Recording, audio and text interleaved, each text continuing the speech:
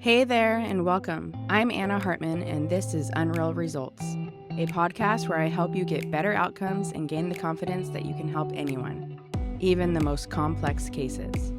Join me as I teach about the influence of the visceral organs and the nervous system on movement, pain, and injuries, all while shifting the paradigm of what whole body assessment and treatment really looks like. I'm glad you're here. Let's dive in. Hey, welcome to another episode of the Unreal Results podcast. I have some bonus episodes for you this week. We are in the 4 days of the public sale for the Spring 2025 online LTAP Level 1 course, and also just announced the next in-person locations for 2025. So with that said, I wanted to share some alumni with you that have gone through the LTAP, are utilizing it in their practice, and wanting to share, what value they got out of the course. So you can hear it from someone other than me, but then also see how it fits into different professions, different patient populations, different practitioner skill sets, etc. So this is a recording of a Facebook Live I did inside of our private Facebook group for the Missing Link course last week, which was the introduction to the LTAP Level 1. And I wanted to share with you in case you're not inside the course. So I hope you enjoy. I have my friend and colleague, Sara Tanza. She's a physical therapist from Northern California on this live, and enjoy. Well, we're live. It worked. Yay! Hi, Anna. We're live in our private Facebook for the Missing Link. So I wanted to come in here. You all have probably already gotten the email from me announcing that the doors are open. So I opened the doors at 9 a.m. today for the spring cohort and announced the new in-person locations for the LTAP Level 1 course coming up. Reminder that there are bonuses that are exclusive for the first 24 hours. So if you enroll today, you can get up to $728 worth of extra bonuses of other online courses and products to support your learning and like integration of the work. So you can check that out. I'll be sure at the end of the live to drop the link in the comments as well, so you have it. And then the new in-person locations I'm super excited to announce are September. Well, first of all, we have 5 more spots in the Durham, North Carolina location for May, which is next month already. And then the new spots are September in San Diego, October in Toronto, Canada. So super excited to go to Canada. And then November in San Antonio, Texas. So if you're new and don't know, I try to do the courses like alternate between East Coast, West Coast, and now inserting some stuff in the middle of the country too. And so hopefully those dates and locations work out for you. But the online course, I only offer it twice a year, in the spring and in the fall. And so the spring online course starts a week from today. Super excited. So that's all for the announcements. Other than I will continue to be in the Facebook group this whole week. So if you have remaining questions about the Missing Link course, I'm happy to help and answer them and that kind of thing, even though the course access has ended. And then also I have a guest today on my live, my friend and colleague, Sara Tanza. Sara is a pelvic physical therapist up in the Bay Area of California, like Santa Cruz, specifically in Northern California. And she has graciously joined us for a quick live to just share about what led her to first start learning from me and learn the LTAP, and like how she utilizes it in her practice. And if I'll keep an eye on the comments if there's any live questions you can ask her. But then even if you have any questions that you can't put live. She's happy to answer them. She's actually one of the practitioners that I have doing, um, um, I mean, I haven't announced it yet to everybody, but it is on the sales page. I'm offering like calls with other alumni this week. If you're kind of on the fence about how it fits for you, Sarah is actually one of those practitioners too. So you can just ask her yourself questions too if you'd like. So, without further ado, I'll give the floor to Sarah, and I told her this is a very informal conversation, interview type thing, but I'll let her kind of reintroduce herself and say hello, and we'll kind of go from there. Hi, Anna. It's so great to get to talk to you and see you in person and be part of your community. Every person that you brought into your community that I've met so far is just an amazing person and clinician. So, really excited that you're bringing in a whole new group of people to learn from you and to grow your community more. And yes, like Anna mentioned, I think I joined her community about 2 years ago. I think, listened to you on a podcast a long time ago and just really resonated. I think that I had listened to that episode more than once and was just really, I don't know, those clinicians that right away, that you will kind of learn from one day. And then, fast forward a couple years later, hearing your podcast on a drive and literally, at a rest stop signing up, I think, for the LTAP. I love that. And a little bit, yeah. So, like Anna mentioned before, I'm a physical therapist. I have been in practice as a physical therapist for about 10 years. I worked in the field of physical therapy starting when I was 19 in college in Santa Barbara. And always knew that I wanted to work with people and help people. I started in orthopedics. I was in an ortho outpatient practice. There was also a training facility going on. So I saw a lot of professional athletes training at this facility, along with, the elderly Santa Barbara grandparents as well. Fast forward to physical therapy school at UC San Francisco. And I knew I wanted to go into ortho, was all, yeah, I'm going to help people, help athletes. But then I got a little sidetracked because I did the PNF residency at Kaiser Vallejo, which is like a world class facility, amazing facility. Worked with people with brain injuries, strokes, spinal cord injuries. Did that residency for a year. Thought I'd learn a little PNS, go back to the ortho world, go do my ortho thing. But I really just fell in love with that population. And I ended up teaching that residency for 3 more years, worked there for almost 5 years, and really fell in love with that population, working with people, again, with neurologic injuries right when they were fresh in the hospital, and really found that those were the most hardworking athletes I'd ever met in my entire life. But then I also was doing this advanced certification in functional manual therapy with the Institute of Physical Art. And I saw this gap of like, wait, we have all these like patients with like these neuro patients, but no one's treating their orthopedic needs, right? And they're having pain. Or in then going back to outpatient later on, seeing that people weren't addressing the neuro needs and really like cemented that fact that like every person is a whole person and they're not a neuro patient or an ortho patient, right? And so I always had that kind of like whole organism perspective in mind, which is why I think the LTAP appealed to me. Fast forward to going into pelvic health because I realized, wait a second, there's this little part of the body that we're leaving out with so many Yeah, people. And I really wanted to know the entire body. So that's why like I cringe a little bit when I say I'm pelvic floor physical therapist because I'm like, oh, I don't want people to think that's all I do. But it's right. just one more place that we can treat, right? And so I just wanted to be as able to treat the whole person as possible. And so that's why I got into pelvic health. And then I think I took my first visceral course with the IPA about maybe 10 years ago and saw right away in that visceral course, like, oh my gosh, like look at my shoulder range of motion. And then I got my liver treated and then look at my shoulder range of motion afterwards. And so knew right away, like, wow, visceral stuff is super, super powerful. And started doing some work with the Baral Institute. I'd only taken one class, but saw how with listening, I could actually feel something, right? But then I never knew completely, like, was it the right thing?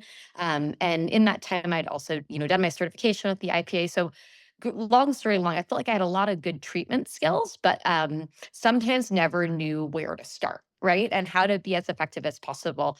Now I have a practice where I do have a full hour with patients. I'm 100% cash based, so I don't have, that efficiency model, but like even more so if I was back in the model where I had 20 minutes with a patient, wow, I really would need to know where to go fast, right?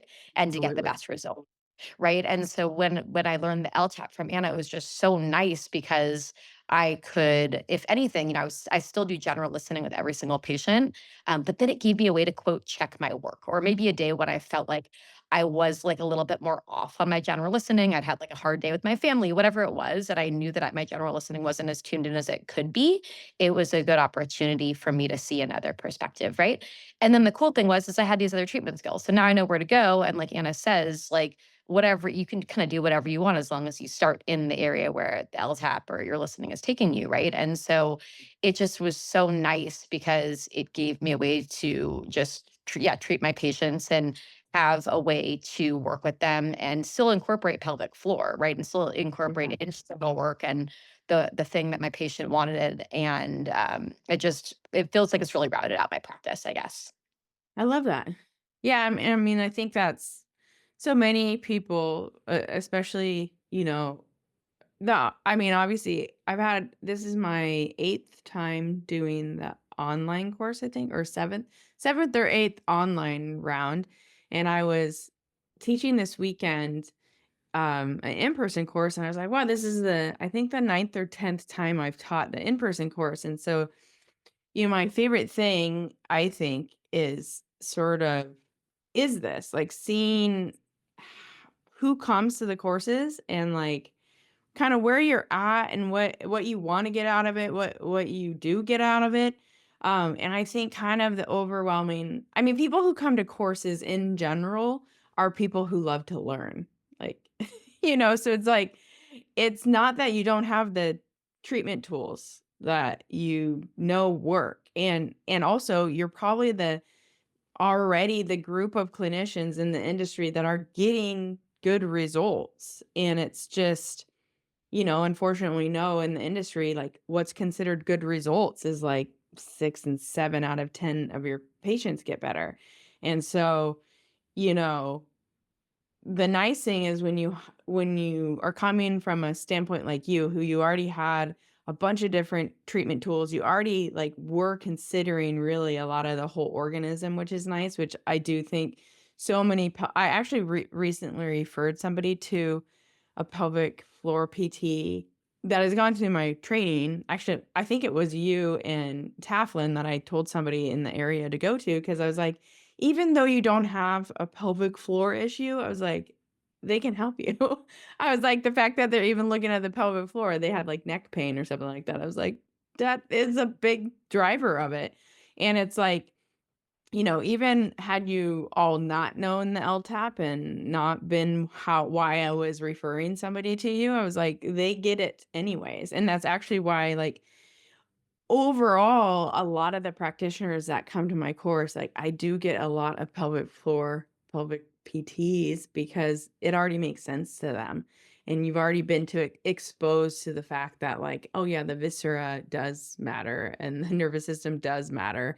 And not only does it drive symptoms, but it changes orthopedic, like objective measures quite a bit too. So, um, it's just interesting to me, but it is interesting too that even though you've already been exposed to that whole organism and all these treatment tools, it still sometimes feels like you're just throwing a bunch of shit at the wall and like seeing what sticks.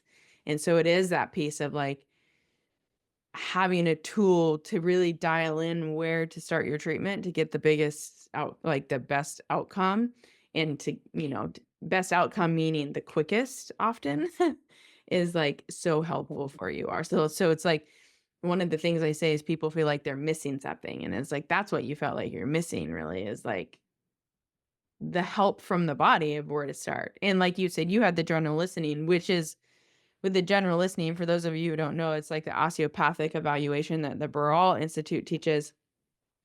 And it's a way for the body to guide us where to start. And that's what that's what I designed the LTAP for, is to have a more objective way to find that, as opposed to the listening, which is feeling through your hands. Because that noticed, I mean, for me, it took me 6 years before I like really, really trusted my listening. And I noticed when I was taking all of the courses in their work, like overarching, most people either struggled with the listening or they just skipped it. and we're just still like no different than all the other like regular orthopedic courses we took, or regular whatever courses we took. They were just taking all those treatment tools and like throwing it at their patients to see what stuck and see what worked. And so I was like, man, the teachers keep like telling us how important the listening is, but people are not getting it. And so that's really, why I spent the time to like how am I confirming this listening for myself through these orthopedic things. And then that's when I was realized like, oh my gosh, like I think I can actually put this together as a system for other people to use too, to, like you said, confirm your general listening, to make you feel more confident in your listening, especially on those days that you don't feel good in your body, you can't trust what you feel. But then also for people who just like can't grasp it at all, or have never been to a class. Cause I was like, I don't want to share this secret with the world. I don't want this secret of how important it is to know where to start and let the body guide your treatment sequence to only be given to people who go to their courses. I was like, and learn their techniques. I was like, I think every clinician should learn this, from PTs to athletic trainers to chiropractors to strength coaches to Pilates teachers. Like, if we had a way to tap into the wisdom of the body, like, why would I gatekeep that? Like, I want everybody to know. So, Yeah. yeah, it's Yeah. cool. And I think Yeah, and it's then really that was a cool. long-winded way to say you're not alone. Like literally what you described is what I hear from everybody that's going through the courses, like over and over again. Yeah, I love that you also, welcome all these different practitioners because like there's some patients that are like, okay, well, is chiropractic bad or like is like Pilates bad or is CrossFit bad or whatever? It's like I don't think there's a lot of bad methodologies. There's just bad clinicians, right? And so it's like I always tell people like I'm not gonna just like you're saying, like, okay, I'll send you to a pelvic PT, not because they're pelvic PT, but because they're gonna at least think of certain things. And so I just really love that, and I think that, like, one of the things I appreciated at your course is that, like, you really do, try to keep the ego out of the room, and, I really believe in that. I think that, like, every single, like, residency I did was, like, a not a residency where you got something cool at the end of it, right? It's like, you Right. just wanna, like, learn something cool. Like, let's just learn Yeah. something cool, and that works, and yeah, and I think that it's also, you go to a lot of these courses and, like, I've, been and I'm so grateful every single thing that I've studied, and let's just say, you can improve somebody's, a joint end feel or like range of motion or whatever, and you do a really good job at doing it. But like sometimes that wasn't the primary issue. And so like, okay, this patient looks really good at the end of your treatment session, but then they come back with the same issue, right? Right. And And you're like, so "What? I did such good work. Why didn't they keep did it?" good work. Yeah. You did, Uh-huh. right? Like really good work. And so I think that's the biggest thing. And I know even, I've done now masterminds with you as well. And so in those, you've even said sometimes like, try not to even treat that first restriction first Yeah. sometimes, right? And that's what we've always been told through Mhm. PT school courses is we find a restriction, we treat the one we find. And actually sometimes it's helpful right away in that session to Mhm. address whatever that first driver is. And maybe by the end of the session, yes, you can go and you can clear up that little thing you find if there is something left, because sometimes Mhm. there's not, right? Exactly. And so I think that was also a big paradigm shift for me and something that I've really appreciated. And I think it's something that has had my patients, also retain the work that I've done and not have some of those issues come back. Yeah. So that was Yeah. another thing that kind of set the LTAP apart in my mind. Yeah. That's awesome. Yeah, I do. A lot of people say that too. And it is like it's hard to believe at first because it is so driven into our education of like when we come into some sort of joint limitation that feels like an actual structural joint thing, not soft tissue around it, but like a joint thing. Like we just want to mobilize it. And it doesn't make it's like so like such a mind-blowing thing to then like not do it. And this is where I'm like, yeah, put the ego aside, put your like curious scientist hat on. Just like look at it from a curious perspective of like there's all these joint restrictions or these all these things that I really want to get my hands on to mobilize. But what happens if I just start here instead with this simple technique, you know, yes, it might be directed at a visceral organ, which makes it sound complicated, but at the end of the day, it's still like manual therapy. It's like a simple technique of manual therapy or a specific one, but still it's like pretty basic. Right. And then see how all these joints change. And it is like, what? Like, how did there, like, what felt like what we believe was a stiff joint capsule or a stiff ligament, Mhm. that we had all this exercise phys knowledge telling us that we had to have like a certain amount of seconds of creep to even deform the tissue enough to make it like Mhm. stick, right? All of a sudden the body's like, hold my beer. Like I can change this. Because it's like, and this is, and I think too, this is like how our understanding even has evolved, but is continuing to evolve our understanding of the nervous system and just how powerful that it is in dictating literally everything. Like just honoring how much movement is an output. Even things that we've been told to believe that they are not very changeable, the nervous system's like, let me show you my power." Yeah. So And so I that's think been that really cool. also, like, Nari Clemens, who's an amazing physical therapist, she teaches for Herman and Wallace in the like Oh, yeah, pelvic yeah. health in a world. You Mhm. would love her. She talks a lot about just like the patriarchy in, orthopedics and in treatment skills. Mhm. And basically, like, I'm going to manage the sacrum. I'm going to manage that person's Yeah. thoracic spine. I'm going Yes. to manage their hip. And Yes. it's like, guess what? Like, we all grew up and were educated in that paradigm of Mhm. this really patriarchal model of I'm in charge of the body. Mhm. And it was kind of, and I felt like I had to be like that, right? In order to be a Yeah. good PT, I had to do that. I had to be the one in Yeah. control. And Yeah. what I really learned, and I think that like you do a really amazing job with the LTAP is like, I have as a clinician my story about my patient's body. They have their story about the patient, their own body. Yeah. Those are two opinions in the room, and then Yeah. there's the body's opinion. And so I always tell my patients, I'm like, our job is to listen to your body's opinion first, and like, are both of our stories like, yeah, they matter, and maybe and especially your story, we really need to take into account, right? It's very So important. But like, even my 100%, my job is to put even all my education aside and my knowledge aside and my ideas about you and your problem and your history and listen to what your body has to say today first, because that's the most important thing. And that's what even Nari talks a lot about is like this new, more feminine way of treating. And it's not about like I'm a female clinician or whatever, but no, it's a energy, a feminine energy, it's not a amazing. And it's yeah. like completely, revolutionized my Mhm. practice when I heard her say that out loud. And then I really heard those words echoed by you. I think I like honestly probably cried. Well, I did cry, Yeah. of course. Let's be real. I'm the Yeah. first person, but I did cry, I think literally a little tear on the first day, when you were explaining the LTAP, because it was that same model of like giving up the ego of us as a Mhm. clinician.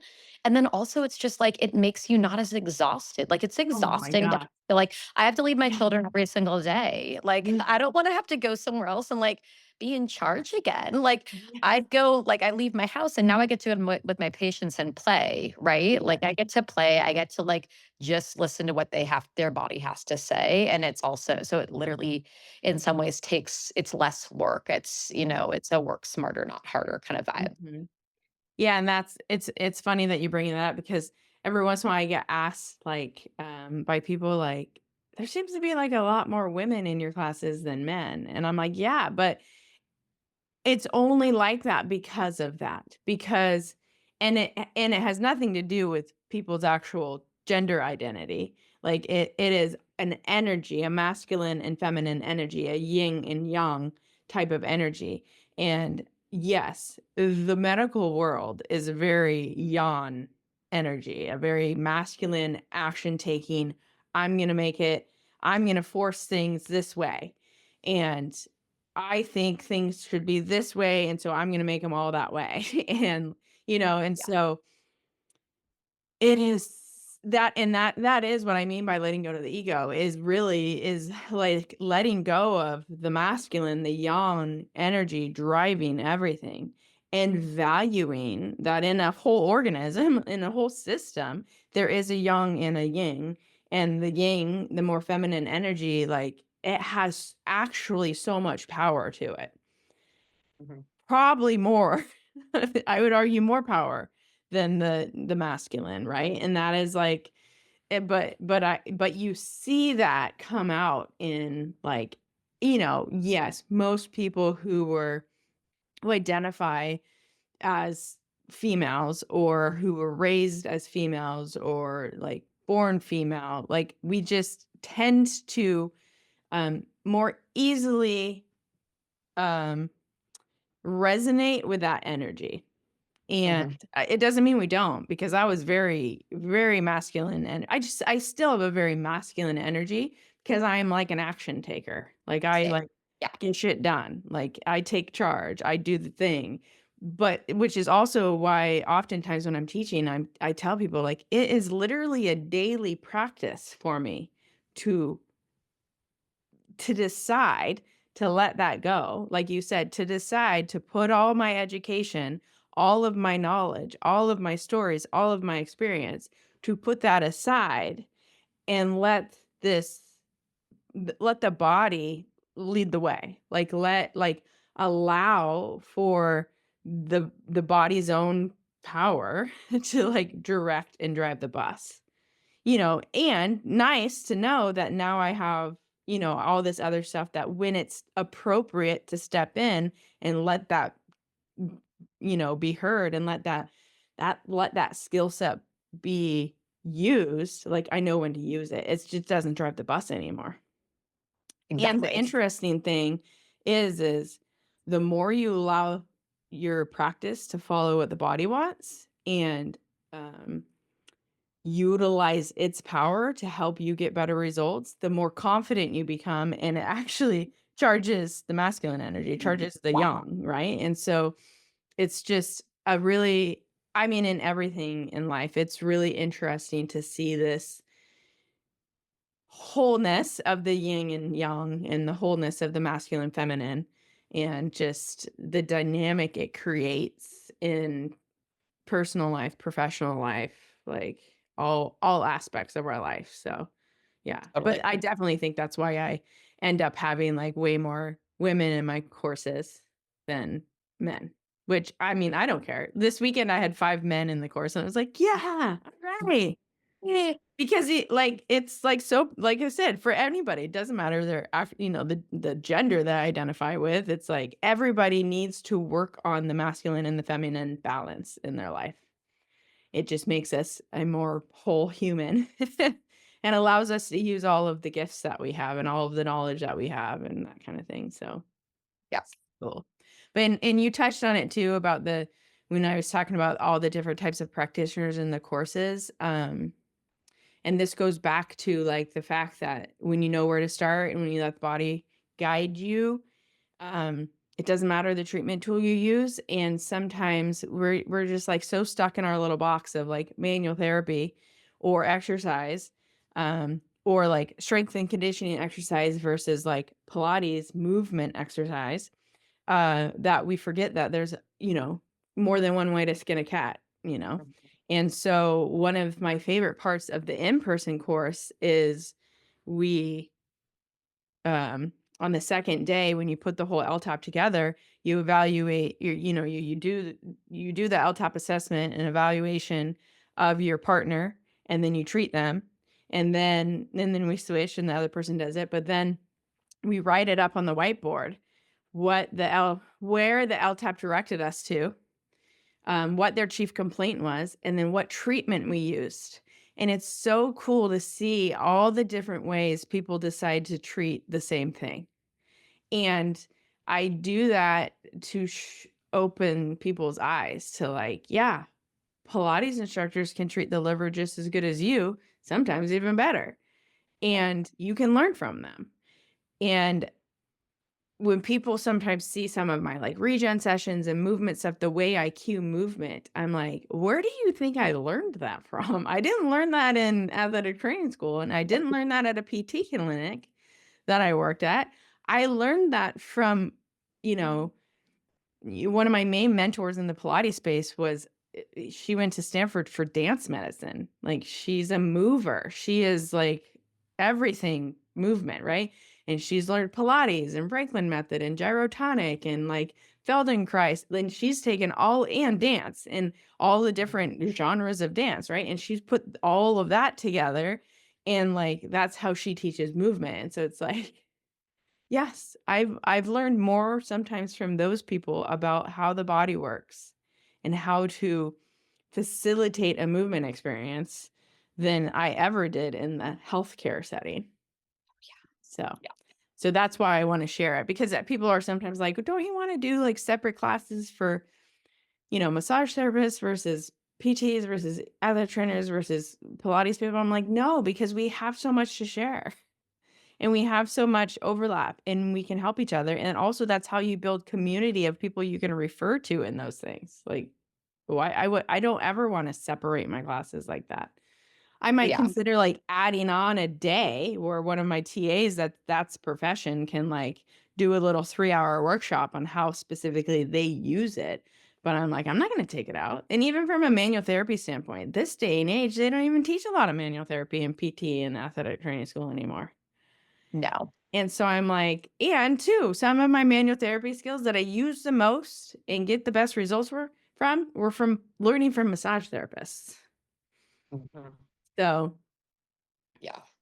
And I think also too, I want every single practitioner in my town to take this as well. And I yeah, think that another thing is like people like back to gatekeeping if people are like, I want to be the one person who specializes in the LTAP. It's like, no, if I had like if there's the Pilates instructor and the massage therapist I could refer to and the other PT if I can't get somebody in, yeah, that'd be amazing. And I think that we do need to create more of that abundance mindset, which is such a trendy term, but like actually do it instead of yeah, just give that lip service, right? exactly. So, yeah, I think that it's really important that we have so many different practitioners who have kind of this lens of view, so we can all Yeah. have this united front. I think. Yeah. No, you're right. And you're right. I'm like, there's like 39 million people just in California. I don't Yeah, need to be the only person who knows this. I can yeah, barely keep my head above water with helping the people in my, you know, community right now. Like, yes, I want everybody to know this. And it's also part of the reason why I even did this free, even continue to do the free work week course. Number yeah. one, yeah, it's a sales mechanism so people can experience something before they buy it. But at the end of the day, I actually just want to let people know that the whole organism model is so important and we need to change it. Like, we need to change the industry. And so I will like this is why I put all the things out there, not just because of my business, but because I actually want to change the industry. And if I could give it all for free, I would. But I also, got to put food on the table, sort of thing. But and it's also like I said this other day on one of our calls in this course was, listen, if you decide that from this course, if you decide that you want to go take the Baral work or IPA stuff or like, some other osteopathic thing or like Dr. Perry's work, I don't care. I consider that a success because I just want you interested in it and exposed to it. Whether you join my course or not, like that's, your decision to make. But my goal is to expose you to a whole organism paradigm and not just tell you about it, but have you experience it.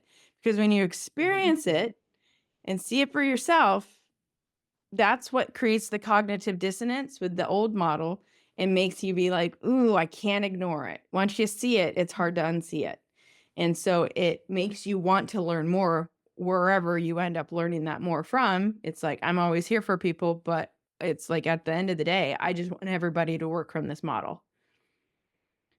So And it's like then all these other courses, that you're taking too, they just, give you more treatment tools to support exactly. what you just find in the LTAP. And Yeah. that's what's so great about it. It's like you're also teaching this instead evaluation approach. And so it's like now treat it with all the skills you have. And so go gather those skills. And that's Yeah. why, yeah, like the Brawl and the IPA, two organizations that I love and respect. And they'll, say the same thing of just like, if it works, then do the thing that works, Yeah. It doesn't even work. Exactly. And so I think that that's the model we really should shift towards. And if you are learning from a paradigm who doesn't say that, then it's kind of cringe.